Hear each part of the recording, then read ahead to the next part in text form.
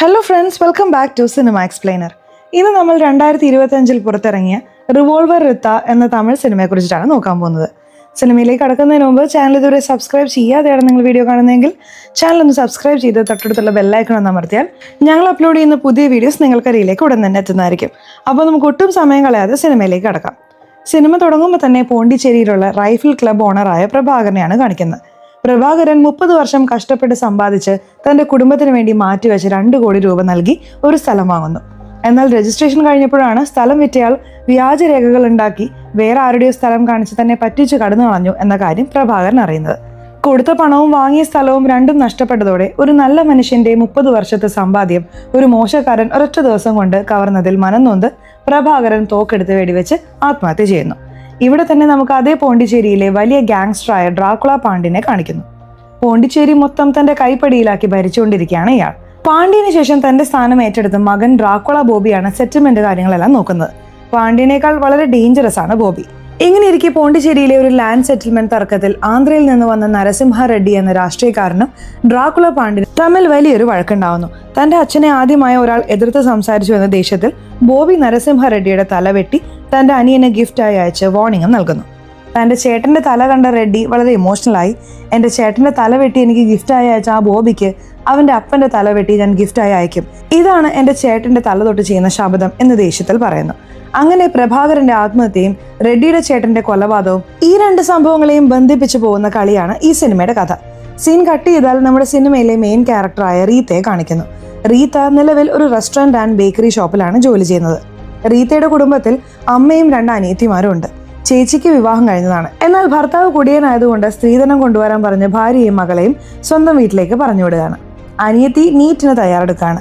ഇങ്ങനെയിരിക്കെ ഒരു ദിവസം റീത്തയുടെ ചേച്ചിയുടെ മകളുടെ ബർത്ത്ഡേ ആയതുകൊണ്ട് താൻ ജോലി ചെയ്യുന്ന ബേക്കറിയിൽ നിന്ന് തന്നെ ഒരു കേക്ക് റെഡിയാക്കി അവൾ വീട്ടിലേക്ക് വരുന്നു. ഇതേസമയം മറ്റൊരു വശത്ത് ലല്ലു എന്ന പെൺവാണിഭക്കാരൻ പാണ്ഡ്യന് ഫോൺ ചെയ്ത് ഒരു പുതിയ പെൺകുട്ടി വന്നിട്ടുണ്ടെന്നും പറഞ്ഞ് ആ കുട്ടിയുടെ ഫോട്ടോയും വീഡിയോയും അയക്കുന്നു. അത് കണ്ട പാണ്ഡ്യൻ, പെൺകുട്ടിയെ എനിക്ക് ഇഷ്ടപ്പെട്ടു, ഞാൻ വൈകുന്നേരം 7 മണിക്ക് വരും, കുട്ടിയെ റെഡിയാക്കി നിർത്ത്, അഡ്രസ്സ് എവിടെയാണ് എന്ന് ചോദിക്കുകയാണ്. അതിന് ലല്ലു, നിങ്ങൾ കഴിഞ്ഞ തവണ വന്ന അതേ വീട് തന്നെയാണ് എന്ന് പറയുന്നു. പാണ്ഡ്യൻ സംസാരിക്കുന്നതെല്ലാം തന്റെ കീപ്പിന്റെ മകനായ ചീറ്റയും കേൾക്കുന്നുണ്ടായിരുന്നു. മറ്റൊരു വശത്ത് ലല്ലു നേരെ മാർട്ടിൻ എന്ന റൗഡിയുടെ അടുത്ത് പോയി പാണ്ഡ്യൻ 7 മണിക്ക് വരാമെന്ന് പറഞ്ഞിട്ടുണ്ടെന്ന് അറിയിക്കുന്നു. ഇവിടെയാണ് നമുക്കൊരു കാര്യം മനസ്സിലാവുന്നത്. പാണ്ഡ്യനെ കൊന്ന് അവന്റെ തല വെട്ടി തനിക്ക് തന്നാൽ 5 കോടി രൂപ തരാമെന്ന് റെഡ്ഡി മാർട്ടിന് ഓഫർ കൊടുത്തിട്ടുണ്ടായിരുന്നു. അതുകൊണ്ടാണ് മാർട്ടിൻ ലല്ലു വഴി ഒരു പെൺകുട്ടിയെ കാണിച്ച് പാണ്ഡ്യനെ അവിടേക്ക് വരുത്തി കൊല്ലാൻ പ്ലാൻ ചെയ്യുന്നത്. അങ്ങനെ കുറച്ച് സമയത്തിനുള്ളിൽ പാണ്ഡ്യൻ ലല്ലു പറഞ്ഞ അഡ്രസ്സിൽ വന്ന് കാറ് വീടിന് ദൂരെയായി പള്ളിക്കടുത്തായി നിർത്തി കാറിലിരുന്ന് നന്നായി ഹുക്ക വലിക്കുകയാണ്. മത്ത് പിടിച്ച ശേഷം കാറിൽ നിന്ന് ഇറങ്ങി നടന്ന് ആ വീടിനടുത്തേക്ക് പോവാണ്. എന്നാൽ ആ ലഹരിയിൽ പാണ്ഡ്യൻ തന്റെ 2 ഫോണുകളിൽ ഒരെണ്ണം കാറിൽ തന്നെ ഇട്ടിട്ടാണ് പോകുന്നത്. ഇതൊക്കെ ദൂരെ നിന്ന് ശ്രദ്ധിക്കുന്ന മാർട്ടിന്റെ ആൾക്കാർ മാർട്ടിനോട് വിവരം അറിയിക്കുന്നു. പാണ്ഡ്യൻ ആ വീട്ടിലേക്ക് വന്നാലുടൻ വെടിവെച്ച് കൊല്ലാനായി മാർട്ടിനും അവന്റെ ആൾക്കാരും തൊട്ടടുത്ത് തന്നെ കാത്തു നിൽക്കുന്നുണ്ടായിരുന്നു. എന്നാൽ ഇവിടെയാണ് ഒരു ടെസ്റ്റ്. പാണ്ഡ്യൻ മധ്യത്തിലുള്ള റോഡിലൂടെ പോയി ഇടതുവശത്തുള്ള 5ാമത്തെ വീട്ടിലേക്ക് പോകുന്നതിന് പകരം വലതുവശത്തുള്ള 5ാമത്തെ വീട്ടിലേക്കാണ് പോകുന്നത്. അത് കണ്ട മാർട്ടിന്റെ ആൾക്കാർ അവന് ഫോൺ ചെയ്ത് കാര്യം പറയുമ്പോൾ അവർ ഷോക്കാവുന്നു. ഇവിടെ അടുത്ത ട്വിസ്റ്റ് എന്തെന്നാൽ പാണ്ഡ്യൻ കയറി ചെന്ന വീട് വേറെ ആരുടേതുമല്ല, റീത്തയുടെ വീടാണ്. പാണ്ഡ്യനെ കണ്ട റീത്തയും അമ്മയും, ആരാടാ നീ, എന്തിനാണ് ഇങ്ങോട്ടേക്ക് വന്നത് എന്ന് എത്ര ചോദിച്ചിട്ടും അവൻ മറുപടി പറയുന്നില്ല. റീത്തയെ കണ്ടപ്പോൾ അവളാണ് ആ പെൺകുട്ടി എന്ന് കരുതി അവൻ അപമര്യാദയായി പെരുമാറാൻ തുടങ്ങുന്നു. ഇത് കണ്ട് റീത്തയുടെ അമ്മയ്ക്ക് വല്ലാതെ ദേഷ്യം വരുന്നുണ്ട്. ആ സമയത്ത് ലല്ലു പാണ്ഡ്യന് ഫോൺ ചെയ്യുമ്പോൾ അവൻ കോൾ എടുക്കുന്നുണ്ട്. അപ്പോൾ തന്നെ ദേഷ്യം വന്ന റീത്തയുടെ അമ്മ ഒരു പാത്രം എടുത്ത് പാണ്ഡ്യന്റെ തലയ്ക്ക് ശക്തമായി അടിക്കുന്നു. തലയ്ക്ക് പരിക്കേറ്റ പാണ്ഡ്യൻ അവിടെ തന്നെ വീഴാണ്. റീത്തയും അമ്മയും ചേർന്ന് നോക്കുമ്പോൾ അവൻ മരിച്ചുപോയെന്ന് മനസ്സിലാക്കി അവർ ഞെട്ടിപ്പോവാണ്. ഇവർ സംസാരിക്കുന്നതെല്ലാം ഫോണിലൂടെ കേൾക്കുന്ന മാർട്ടിനും ലല്ലുവും കാര്യം അറിഞ്ഞ് ഞെട്ടുകയാണ്. എന്നാൽ മാർട്ടിൻ കരുതുന്നത് തങ്ങൾ ചെയ്യേണ്ട കാര്യം അവർ ചെയ്തു എന്നാണ്. ഇപ്പോൾ എങ്ങനെയെങ്കിലും പാണ്ഡ്യന്റെ ബോഡി തങ്ങൾക്ക് കിട്ടണമെന്ന് അവർ തീരുമാനിക്കുന്നു. അവർ സംസാരിക്കുന്നതെല്ലാം പാണ്ഡ്യന്റെ ഫോണിലൂടെ ഇവർ കേൾക്കുന്നുണ്ട്. അടുത്ത സീനിൽ റീത്തയും അമ്മയും പാണ്ഡ്യന്റെ ബോഡി നോക്കി ഇനി എന്ത് ചെയ്യുമെന്ന് അറിയാതെ പേടിച്ചിരിക്കുകയാണ്. അപ്പോഴാണ് പുറത്തുപോയ റീത്തയുടെ സഹോദരിമാരും വീട്ടിലേക്ക് വരുന്നത്. ഗീത അവരോട്, എന്റെ മകളുടെ ബർത്ത്ഡേക്ക് ഇതുവരെ ഡെക്കറേഷൻ ഒന്നും തുടങ്ങിയില്ലേ എന്ന് ചോദിക്കുമ്പോഴാണ് അവിടെ കിടക്കുന്ന പാണ്ഡ്യന്റെ ബോഡി കണ്ട് ഞെട്ടുന്നത്. എന്തു പറ്റിയെന്ന് ചോദിക്കുമ്പോൾ നടന്നതെല്ലാം റീത്ത പറയുന്നു. പാണ്ഡ്യന്റെ മുഖം വ്യക്തമായി കണ്ട ഗീത, അയ്യോ നിങ്ങൾ എന്തൊരു പണിയാണ് ചെയ്തതെന്ന് അറിയാമോ, ഇവൻ ഡ്രാക്കുള പാണ്ഡ്യനാണ്, പോണ്ടിച്ചേരിയിലെ വലിയ റൗഡി. ഈ വിഷയം അവന്റെ മകൻ ഡ്രാക്കുള ബോബി അറിഞ്ഞാൽ നമ്മളെല്ലാവരെയും കൊന്നുകളയും, അവൻ ഇവനേക്കാൾ വലിയ സൈക്കോ ആണ് എന്ന് പറയുമ്പോൾ അത് കേട്ട് റീത്തയും അമ്മയും ഭയപ്പെടുന്നു.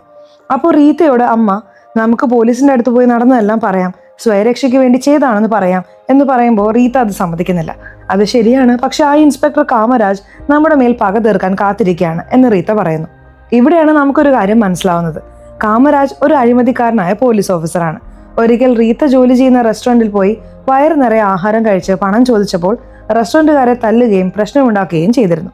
അതെല്ലാം റീത്ത വീഡിയോ എടുത്ത് സോഷ്യൽ മീഡിയയിൽ വൈറലാക്കിയതുകൊണ്ട് മേലുദ്യോഗസ്ഥൻ കാമരാജിനെ 3 മാസം സസ്പെൻഡ് ചെയ്തിരുന്നു.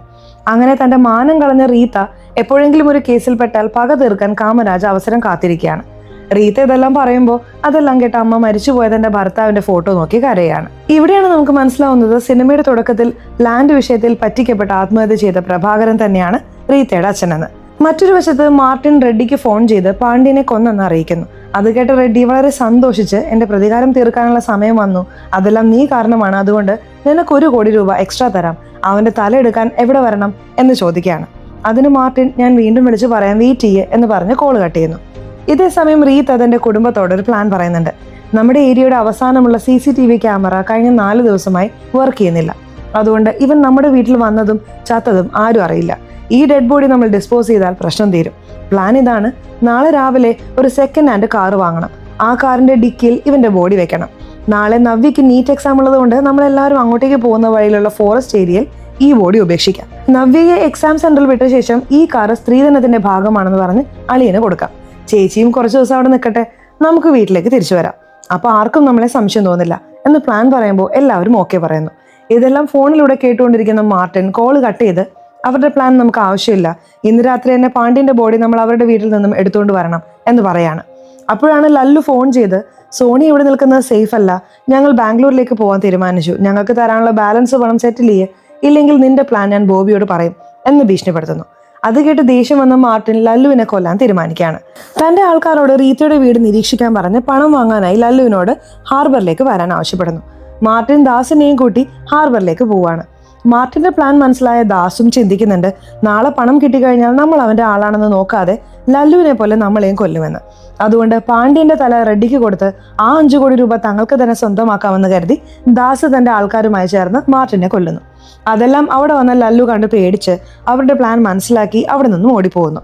അപ്പോൾ ദാസ് റെഡ്ഡിക്ക് ഫോൺ ചെയ്ത് ഞാനും മാർട്ടിന്റെ ആളാണ്, പാണ്ഡ്യന്റെ തല ഇപ്പോൾ എന്റെ കയ്യിലുണ്ട്, പണം റെഡിയാക്കി വെച്ചോളൂ, തല നിങ്ങൾക്ക് ഏൽപ്പിക്കാം, 1 മണിക്കൂറിനുള്ളിൽ വീണ്ടും വിളിക്കാം, അപ്പോൾ അവിടെ വന്ന് തല എടുത്തോളൂ എന്ന് പറയാണ്. സീൻ കട്ട് ചെയ്താൽ ദാസും അവന്റെ ആൾക്കാരും പാണ്ഡ്യന്റെ ബോഡി റീത്തയുടെ വീട്ടിൽ നിന്നും എടുക്കാൻ പോകുന്ന വഴിയിൽ ഒരു വൈൻ ഷോപ്പിന് മുന്നിൽ നിർത്തി മദ്യപിക്കുന്നു. അപ്പോൾ അതുവഴി GP വന്ന ഇൻസ്പെക്ടർ കാമരാജിന് ഇവരെ കണ്ട് സംശയം തോന്നുന്നു. അവർ തെറ്റൊന്നും ചെയ്തിട്ടില്ലെങ്കിലും അവരെ ബലമായി അറസ്റ്റ് ചെയ്ത് പോലീസ് സ്റ്റേഷനിലേക്ക് കൊണ്ടുപോകുന്നു. അതോടെ എന്ത് ചെയ്യണമെന്ന് അറിയാതെ ദാസ് കുഴങ്ങാണ്. മറ്റൊരു വശത്ത് റീത്തയും കുടുംബവും പാണ്ഡ്യന്റെ ബോഡി ഫ്രിഡ്ജിൽ ഒളിപ്പിക്കുന്നു. അങ്ങനെ പിറ്റേന്ന് രാവിലെ രാത്രി പോയ തന്റെ അച്ഛൻ പാണ്ഡ്യൻ ഇതുവരെ വീട്ടിൽ വന്നില്ലെന്ന് ഓർത്ത് ബോബി ടെൻഷനിലാവുന്നു. അപ്പോഴാണ് ചീറ്റ ബോബിയോട് രാത്രി ബ്രോക്കർ ലല്ലു ഫോൺ ചെയ്തിരുന്നു, അച്ഛനൊരു പെണ്ണുമായി എൻജോയ് ചെയ്യാൻ പോയി എന്ന് പറഞ്ഞ് രാത്രി കണ്ട കാര്യങ്ങളെല്ലാം പറയുന്നുണ്ട്. അത് കേട്ട ബോബി ലല്ലുവിനെ വിളിക്കുമ്പോൾ ഫോൺ കിട്ടുന്നില്ല. അച്ഛൻ്റെ 2 ഫോണുകളിലേക്ക് വിളിക്കുമ്പോൾ അതും കിട്ടുന്നില്ല. ഉടനെ അവൻ ഇൻസ്പെക്ടർ കാമരാജിനെ വിളിച്ച് അച്ഛനെ ഇന്നലെ രാത്രി മുതൽ കാണാനില്ല, അച്ഛൻ്റെ 2 ഫോൺ നമ്പറുകൾ അയച്ചിട്ടുണ്ട്, അതൊന്ന് ട്രേസ് ചെയ്യണം, അച്ഛൻ ആരോ സ്കെച്ച് ഇട്ടിട്ടുണ്ട്, അത് ആരാണെന്ന് കണ്ടെത്തി വിളിക്ക് എന്ന് പറയാണ്. കാമരാജ് സമ്മതിക്കുന്നുണ്ട്. ബോബി തന്റെ ആൾക്കാരോട് ലല്ലുവിന്റെ ഫോൺ സ്വിച്ച് ഓഫ് ആണ്, അവൻ വഴിയാണ് അച്ഛൻ ആരോ സ്കെച്ച് ഇട്ടത്, ആ ലല്ലു എവിടെയുണ്ടെങ്കിലും പിടിച്ചു കൊണ്ടുപോവാ, അച്ഛൻ എവിടെയാണെന്ന് അവൻ അറിയാം എന്ന് ആജ്ഞാപിക്കുന്നു. ഇതേ സമയം റീത്ത ഒരു വ്യക്തിയുടെ അടുത്ത് നിന്ന് സെക്കൻഡ് ഹാൻഡ് കാർ വാങ്ങി പ്ലാൻ പ്രകാരം പാണ്ഡ്യന്റെ ബോഡി കാറിന്റെ ഡിക്കിയിൽ വെച്ച് യാത്ര തിരിക്കുന്നു. മറ്റൊരു വശത്ത് കാമരാജന് പാണ്ഡ്യന്റെ ഒരു ഫോൺ ഓൺ ആയതായും ലൊക്കേഷനും കിട്ടുന്നുണ്ട്. അവൻ ബോബിയെയും കൂട്ടി ആ ലൊക്കേഷനിലേക്ക് പോകുന്നു. ഇനി പോലീസ് സ്റ്റേഷനിലുള്ള ദാസും ആൾക്കാരും തങ്ങളെ വിട്ടയക്കണമെന്ന് പോലീസുകാരോട് എത്ര അപേക്ഷിച്ചിട്ടും നടക്കാത്തതുകൊണ്ട് പോലീസുകാരെ അടിച്ച് അവിടെ നിന്നും ഓടി രക്ഷപ്പെടുന്നു. അവൻ റെഡ്ഡിക്ക് ഫോൺ ചെയ്ത് രാത്രി ചെറിയൊരു പ്രശ്നമുണ്ടായി, അതുകൊണ്ടാണ് വിളിക്കാതിരുന്നത്, ഇന്ന് ഉച്ചയ്ക്ക് 2 മണിക്ക് ഹാർബറിൽ പണവുമായി വരണം, പാണ്ഡ്യന്റെ തല നിങ്ങൾക്ക് തരാം എന്ന് പറയുന്നു. അത് കേട്ട ദാസിന്റെ ആള് പാണ്ഡ്യന്റെ ബോഡി നമ്മുടെ കയ്യിലില്ലല്ലോ എന്ന് ചോദിക്കുകയാണ്. അതിന് ദാസ് അവരിപ്പോൾ തന്നെ ബോഡിയുമായി കാറിൽ ഇറങ്ങിയിട്ടുണ്ടാവും, അവരെ ഫോളോ ചെയ്ത് പോയി ബോഡി ഉപേക്ഷിച്ച് കഴിയുമ്പോൾ നമുക്കത് എടുക്കാം എന്ന് പറയാണ്.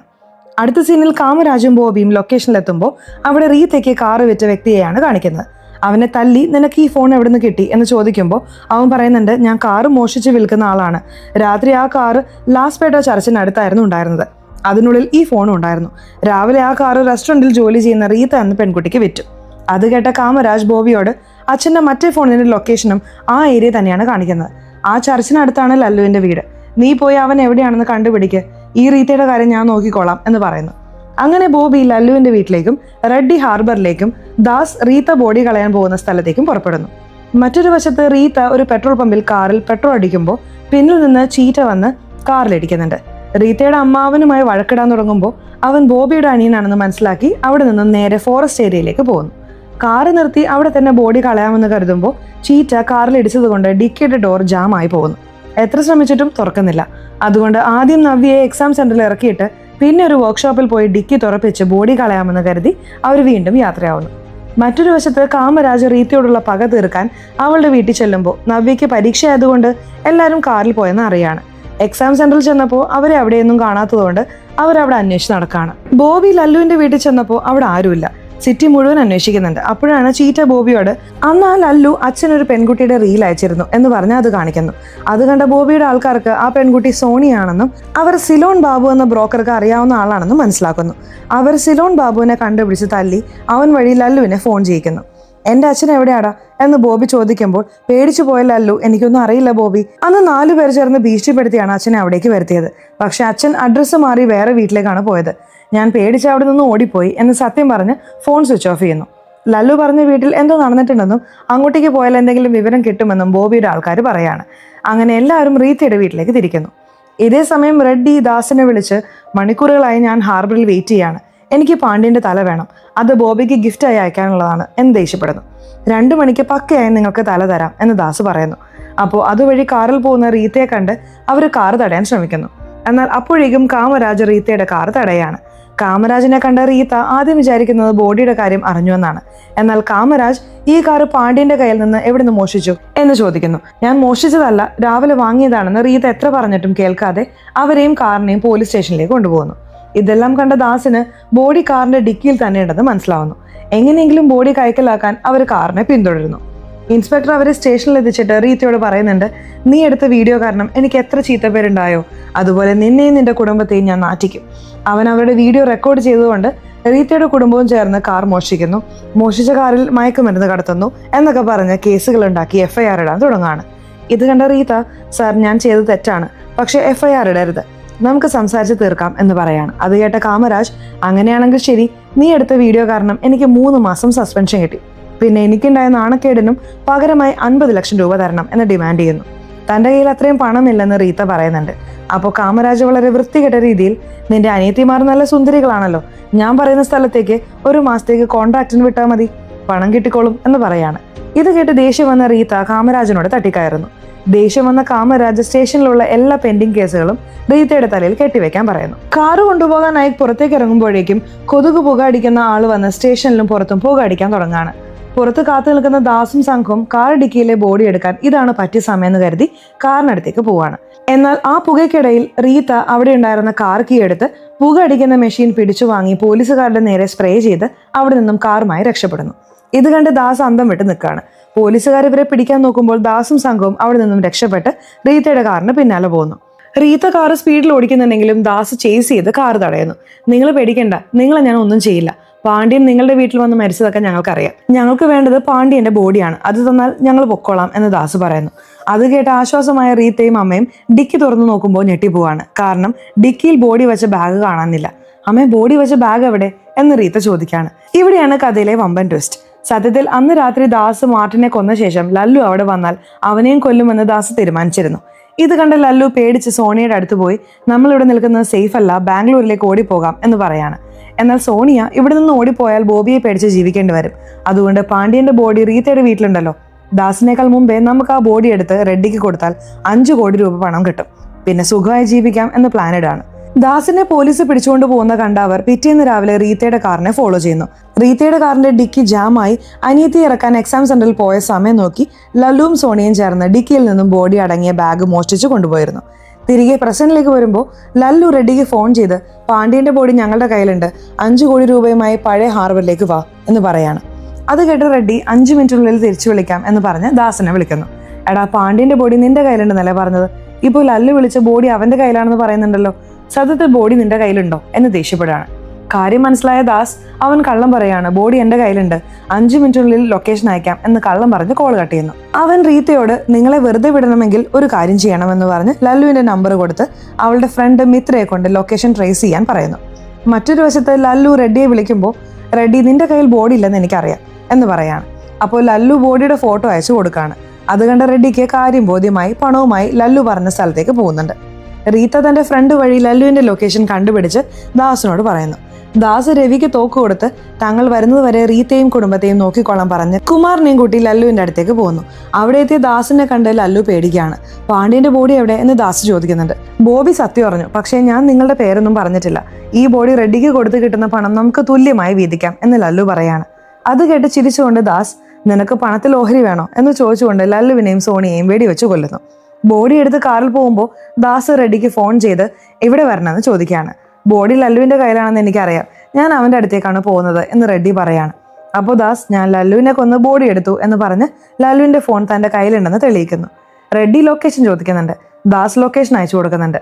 ഇവർ തന്നോട് കളിക്കുകയാണെന്ന് സംശയം തോന്നിയ റെഡ്ഡി സേഫ്റ്റിക്ക് വേണ്ടി തന്റെ ആൾക്കാരോടും അങ്ങോട്ടേക്ക് വരാൻ പറയുന്നു. സീൻ കട്ട് ചെയ്താൽ ദാസ് തിരികെ റീത്തയുടെ കുടുംബത്തെ വെച്ചിരിക്കുന്ന സ്ഥലത്തേക്ക് വരികയാണ്. പാണ്ഡ്യന്റെ ബോഡി കണ്ട റീത്ത ഞങ്ങളെ വിട്ടേക്ക് എന്ന് പറഞ്ഞ് അപേക്ഷിക്കുകയാണ്. നിങ്ങളെ വിടാൻ എനിക്കും ആഗ്രഹമുണ്ട്, പക്ഷേ പാണ്ഡ്യൻ നിങ്ങളുടെ വീട്ടിൽ വന്നാണ് മരിച്ചതെന്ന് ബോബി അറിഞ്ഞു. നിങ്ങളെ വിട്ടാൽ അവൻ നിങ്ങളെ കൊന്നെങ്കിലും സത്യം അറിയും. അപ്പോൾ ഞങ്ങളുടെ കാര്യവും പുറത്താവും. അതുകൊണ്ട് നിങ്ങളെ കൊന്നേ പറ്റൂ എന്ന് പറഞ്ഞ് കുമാറിനോട് അവരെ വെടിവെക്കാൻ പറയാണ്. കുമാർ റീത്തയുടെ നേരെ തോക്ക് ചൂണ്ടുന്നുണ്ട്. ഇവിടെയാണ് കിടിലൻ ട്വിസ്റ്റ്. പെട്ടെന്ന് ദാസിന്റെ ആളായ രവി കുമാറിനെ വെടിവെച്ചു കൊല്ലുന്നു. അത് കണ്ട് ദാസ് ഞെട്ടുമ്പോൾ റീത്ത ദാസിനെ നോക്കി ചിരിക്കുകയാണ്. സത്യത്തിൽ ദാസും കുമാറും ലല്ലുവിനെ തേടി പോയപ്പോൾ റീത്ത അവിടെ നിന്നും രക്ഷപ്പെട്ട് 5 കോടിയുടെ ഡീലിനെ കുറിച്ച് അറിഞ്ഞ് ഒരു പ്ലാൻ ഉണ്ടാക്കിയിരുന്നു. അവൾ രവിയോട് നിന്നെ കണ്ടപ്പോൾ തന്നെ എനിക്ക് ഇഷ്ടമായി, എത്ര നാളിങ്ങനെ ദാസിന്റെ കീഴിൽ ചില്ലറ പൈസയ്ക്ക് പണി ചെയ്യും, നമുക്ക് കല്യാണം കഴിക്കാം, ആ 5 കോടി കിട്ടിയാൽ നമുക്ക് അമേരിക്കയിൽ പോയി സുഖമായി ജീവിക്കാമെന്ന് പറഞ്ഞ് അവനെ മയക്കിയിരുന്നു. റീത്തയുടെ സൗന്ദര്യത്തിൽ മയങ്ങിയ രവി അവളുടെ വാക്കുകൾ വിശ്വസിച്ചു. ദാസ് എടാ അവൾ നിന്നെ പറ്റിക്കുകയാണ്, എത്ര പറഞ്ഞിട്ടും കേൾക്കാതെ രവി ദാസിനെയും വെടിവെച്ച് കൊല്ലുകയാണ്. മറ്റൊരു വശത്ത് ബോബി റീത്തയുടെ വീട്ടിൽ ചെന്നപ്പോൾ അവിടെ ആരെയും കാണുന്നില്ല. അവൻ റീത്തയെ അന്വേഷിച്ച് നടക്കുകയാണ്. ഇതേസമയം രവി ദാസിനെ കൊന്ന് റീത്തയോട് വാ നമുക്ക് ബോഡി റെഡ്ഡിക്ക് കൊടുത്ത് പണം വാങ്ങാം എന്ന് പറയുമ്പോൾ റീത്ത ചിരിച്ചുകൊണ്ട് ഒരു കമ്പിപ്പാരെടുത്ത് രവിയുടെ തലക്കടിച്ച് അവനെ വീഴ്ത്തുന്നു. അപ്പോൾ റീത്ത കാമരാജിനെ വിളിച്ച് സാർ നിങ്ങൾ ചോദിച്ചത് 50 ലക്ഷം അല്ലേ, ഞാൻ പറയുന്ന സ്ഥലത്ത് വന്നാൽ 5 കോടി കിട്ടും, ഇതാണ് നമ്മൾ തമ്മിലുള്ള ഡീൽ എന്ന് പറയാണ്. കാമരാജ് എവിടെ വരണമെന്ന് ചോദിക്കുന്നുണ്ട്. റീത്ത ലൊക്കേഷൻ അയക്കുന്നു. അടുത്ത സീനിൽ കാമരാജ് അവിടെ എത്തുകയാണ്. അവിടെ കിടക്കുന്ന ദാസിന്റെയും കുമാറിന്റെയും ബോഡിയും പാണ്ഡ്യന്റെ ബോഡിയും കണ്ട് ഇവരെ കൊന്നത് ആരാണ് എന്ന് ചോദിക്കുകയാണ്. അപ്പോൾ റീത്ത ഒരു കള്ളക്കഥ പറയുന്നു. സർ ഇവരാണ് പാണ്ഡ്യനെ കൊല്ലാൻ പ്ലാൻ ചെയ്തത്. പാണ്ഡ്യൻ അഡ്രസ്സ് മാറി ഞങ്ങളുടെ വീട്ടിൽ വന്നപ്പോൾ ഇവർ അവിടെ വന്ന് കൊന്നു. റെഡ്ഡി ഇവർക്ക് 5 കോടിയുടെ ഡീൽ കൊടുത്തിട്ടുണ്ട്, അതുകൊണ്ടാണ് ഞങ്ങളുടെ കാറിൽ ബോഡി കൊണ്ടുപോയത്. അപ്പോഴാണ് നിങ്ങൾ പിടിച്ചത്. പണത്തിന്റെ കാര്യത്തിൽ തർക്കമുണ്ടായി ഇവർ പരസ്പരം വെടിവെച്ച് മരിച്ചു. ഇപ്പോൾ ഈ ബോഡി റെഡ്ഡിക്ക് കൊടുത്താൽ 5 കോടി രൂപ കിട്ടും. റെഡ്ഡിയോട് സംസാരിച്ച് ബോഡി കൊടുത്ത് പണം നിങ്ങൾ എടുത്തോളൂ, ഞങ്ങളെ വെറുതെ വിട്ടാൽ മതി. ഇത് വിശ്വസിച്ച് പണത്തോടുള്ള ആർത്തി കാരണം കാമരാജ് റെഡ്ഡിയെ വിളിച്ച് ബോഡി തന്റെ കയ്യിലുണ്ടെന്നും ലൊക്കേഷനിലേക്ക് വരാനും പറയുന്നു. ബോഡിയുടെ ഫോട്ടോ അയച്ചു കൊടുക്കുമ്പോൾ റെഡ്ഡി വിശ്വസിച്ച് അങ്ങോട്ടേക്ക് വരികയാണ്. ഇവിടെയാണ് മറ്റൊരു ട്വിസ്റ്റ്. അപ്പോഴേക്കും ബോബി റീത്തയുടെ അനിയത്തിയെയും കൂട്ടി അവിടേക്ക് വരികയാണ്. റീത്തയ്ക്ക് സന്തോഷമാവുന്നുണ്ട്. കാമരാജ് ഞെട്ടിപ്പോവാണ്. സത്യത്തിൽ ബോബി റീത്തയുടെ വീട്ടിൽ പോയപ്പോൾ എല്ലാവരും നീറ്റ് എക്സാമിന് പോയെന്നറിഞ്ഞ് എക്സാം സെന്ററിൽ ചെന്ന് അനിയത്തിയെ പിടിച്ചുകൊണ്ടിട്ടാണ് ഇങ്ങോട്ടേക്ക് വന്നത്. കാരണം റീത്ത നേരത്തെ തന്നെ അനിയത്തിക്ക് മെസ്സേജ് അയച്ചിരുന്നു, ബോബി വന്നാൽ ഇതേ ലൊക്കേഷനിലേക്ക് കൂട്ടിക്കൊണ്ട് വരണമെന്ന്. അവിടെ അച്ഛന്റെ ബോഡി കണ്ട് ഇമോഷണൽ ആയ ബോബി എന്റെ അച്ഛനെ കൊന്നത് ആരാണെന്ന് എനിക്ക് അറിയണം എന്നല്ലതാണ്. അപ്പോൾ കാമരാജ് ഈ റീത്ത വിളിച്ചിട്ടാണ് ഞാൻ വന്നത്, അപ്പോഴേക്കും ഇവിടെ എല്ലാവരും മരിച്ചു കിടക്കായിരുന്നു എന്ന് പറഞ്ഞ് രക്ഷപ്പെടാൻ നോക്കുകയാണ്. ഉടനെ റീത്ത ബോബിയോട് സാർ ഇയാൾ കള്ളം പറയാണ്, ഈ 3 പേരെയും ഇയാൾ കൊന്ന് നിങ്ങളുടെ അച്ഛന്റെ ബോഡി റെഡ്ഡിക്ക് കൊടുത്ത് 5 കോടി വാങ്ങാൻ പ്ലാൻ ചെയ്തതാണ്, വേണമെങ്കിൽ ഫോൺ ചെക്ക് ചെയ്ത് നോക്ക് എന്ന് പറയാണ്. ബോബിയുടെ ആൾക്കാർ കാമരാജിന്റെ ഫോൺ ചെക്ക് ചെയ്യുമ്പോൾ റെഡ്ഡിയെ വിളിച്ചതും ലൊക്കേഷൻ അയച്ചതും കാണുന്നുണ്ട്. റീത്തയും കാമരാജും പരസ്പരം കുറ്റപ്പെടുത്തുന്നു. ബോബി റീത്തയുടെ അടുത്ത് വന്ന് എന്റെ കണ്ണി നോക്കി സത്യം പറ എന്നാവശ്യപ്പെടുകയാണ്. റീത്ത വളരെ കോൺഫിഡൻസോടെ മറ്റൊരു കഥ പറയുന്നു. ഈ മരിച്ച ദാസും കൂട്ടരും നിങ്ങളുടെ അച്ഛനെ കൊല്ലാൻ റെഡ്ഡി വിട്ടവരാണ്. ലല്ലു വഴി അച്ഛനെ വരുത്തി അഡ്രസ്സ് മാറി ഞങ്ങളുടെ വീട്ടിൽ വന്നപ്പോൾ ഇവർ അവിടെ വെച്ച് അച്ഛനെ കൊണ്ടുപോയി കൊന്നു. പുറത്തു പറഞ്ഞാൽ ഞങ്ങളെ കൊല്ലുമെന്ന് ഭീഷണിപ്പെടുത്തി. ഇന്ന് രാവിലെ ഞങ്ങൾ ഒരു കാർ വാങ്ങി, അത് നിങ്ങളുടെ അച്ഛന്റെ കാറാണെന്ന് അറിയില്ലായിരുന്നു. ഇവർ നിങ്ങളുടെ അച്ഛനെ കൊന്ന് റെഡ്ഡിക്ക് കൊടുക്കാൻ പോകുമ്പോൾ കാമരാജിന്റെ അടുത്ത് പെട്ടു. ഞങ്ങളെ നേരത്തെ മുതൽ പകയുള്ള കാമരാജ് ഈ സന്ദർഭം മുതലെടുത്ത് ഇവരെ കൊന്ന് നിങ്ങളുടെ അച്ഛന്റെ ബോഡി റെഡ്ഡിക്ക് വിറ്റ് 5 കോടി ഉണ്ടാക്കാനും കൊലപാതക കുറ്റം ഞങ്ങളുടെ തലയിൽ കെട്ടിവെക്കാനും നോക്കുകയാണ്. റീത്ത പറഞ്ഞത് സത്യമാണെന്ന് വിശ്വസിച്ച ബോബി കാമരാജ് പറയുന്നത് കേൾക്കാതെ അവനെ വെടിവെച്ച് കൊല്ലുന്നു. എന്നിട്ട് അച്ഛന്റെ ബോഡി നോക്കി അച്ഛനെ സ്കെച്ചിട്ട റെഡ്ഡിയെ ഞാൻ ജീവനോടെ കത്തിക്കും എന്ന് പ്രതിജ്ഞ ചെയ്യുന്നു. റീത്തയും കുടുംബവും അവിടെ നിന്ന് പോവാൻ തുടങ്ങുമ്പോൾ ചീറ്റ അവിടെ വന്ന് ബോബി അവൾ പറഞ്ഞതൊക്കെ കള്ളമാണ്, അവളുടെ വീട്ടിലെ അരിപാത്രത്തിൽ അച്ഛന്റെ സ്വർണ്ണ ബ്രേസ്ലെറ്റ് ഉണ്ടായിരുന്നു, ഇവരാണ് അച്ഛനെ കൊന്നത് എന്ന് സത്യം പറയുന്നു. സത്യത്തിൽ റീത്തയുടെ അമ്മ അത് ഊരി മാറ്റി ഒളിപ്പിച്ചതായിരുന്നു. സത്യം പറഞ്ഞ ബോബി റീത്തയെ കൊല്ലാൻ തുടങ്ങുമ്പോഴേക്കും റെഡ്ഡിയും ആൾക്കാരും അവിടെ എത്താണ്. വലിയൊരു ഫൈറ്റിന് ശേഷം ബോബി റെഡ്ഡിയെ കൊല്ലാൻ തുടങ്ങുമ്പോൾ റീത്ത പിന്നിലൂടെ വന്ന് ബോബിയുടെ തലക്കടിച്ച് വീഴ്ത്തുന്നു. എന്നിട്ട് തോക്ക് റെഡ്ഡിക്ക് എറിഞ്ഞു കൊടുക്കുകയാണ്. റെഡ്ഡി ആ തോക്ക് ഉപയോഗിച്ച് ബോബിയെ വെടിവെച്ച് കൊല്ലുന്നുണ്ട്. തന്റെ ചേട്ടന്റെ പ്രതികാരം തീർന്നെന്ന് കരുതി റെഡ്ഡി സന്തോഷിക്കുന്നു. ബാക്കി ഞാൻ നോക്കിക്കോളാം, നിങ്ങൾ പൊക്കോളൂ എന്ന് റെഡ്ഡി റീത്തയോട് പറയാണ്. ഇവിടെയാണ് ക്ലൈമാക്സ് ട്വിസ്റ്റ്. റീത്ത റെഡ്ഡിക്ക് നേരെ തോക്ക് ചൂണ്ടുന്നു. സത്യത്തിൽ റീത്തയുടെ അച്ഛനെ വ്യാജരേഖകൾ കാണിച്ച് സ്ഥലം വിറ്റ് പറ്റിച്ച് ആത്മഹത്യ ചെയ്യിപ്പിച്ചത് വേറെ ആരുമല്ല, ഈ റെഡ്ഡി തന്നെയാണ്. പത്രത്തിൽ റെഡ്ഡിയുടെ ഫോട്ടോ കണ്ടപ്പോഴേ റീത്തയ്ക്ക് അത് മനസ്സിലായിരുന്നു. ദാസിന്റെ ഫോണിൽ റെഡ്ഡിയുടെ ഫോട്ടോ കണ്ടപ്പോൾ തന്നെ അവനെ കൊല്ലണമെന്ന് അവൾ ഉറപ്പിച്ചിരുന്നു. ബോബിയെ കൊണ്ട് റെഡ്ഡിയെ കൊല്ലിക്കാനായിരുന്നു പ്ലാൻ. എന്നാൽ അമ്മയുടെ അത്യാഗ്രഹം കാരണം പ്ലാൻ പാളി. അതുകൊണ്ട് റെഡ്ഡിയെ കൊണ്ട് ബോബിയെ കൊല്ലിച്ചു. ഇപ്പോൾ റീത്ത റെഡ്ഡിയോട് 15 വർഷം മുമ്പ് സ്ഥലം വിറ്റ് പറ്റിച്ചു കൊന്ന പ്രഭാകരന്റെ മകളാണ് ഞാൻ. കർമ്മ കണ്ടോ, ഞാൻ അതേ പ്രഭാകരന്റെ കുടുംബത്തിന് മുന്നിൽ വെച്ച് നിന്നെ കൊല്ലാൻ പോവാണ് എന്ന് പറഞ്ഞ് അവൾ റെഡ്ഡിയെ വെടിവെച്ച് കൊല്ലുന്നുണ്ട്. 5 കോടി രൂപയും എടുത്ത് സന്തോഷത്തോടെ അവർ അവിടെ നിന്നും പോകുന്നു. അങ്ങനെ ഈ സിനിമ ഇവിടെ അവസാനിക്കുന്നു. സിനിമ എങ്ങനെയുണ്ടായിരുന്നു? സിനിമയെ കുറിച്ചിട്ടുള്ള നിങ്ങളുടെ അഭിപ്രായങ്ങൾ തീർച്ചയായിട്ടും കമന്റ് ബോക്സിൽ രേഖപ്പെടുത്തണേ. അതുപോലെ ചാനൽ ഇതുവരെ സബ്സ്ക്രൈബ് ചെയ്തിട്ടില്ലെങ്കിൽ ചാനൽ ഒന്ന് സബ്സ്ക്രൈബ് ചെയ്ത് ഈ വീഡിയോ ഇഷ്ടപ്പെട്ടാൽ തീർച്ചയായിട്ടും ഒരു ലൈക്ക് കൂടി തരാൻ മറക്കല്ലേ. സോ ഇനി അടുത്തൊരു വീഡിയോയിൽ കാണുന്നവരെ ബൈ.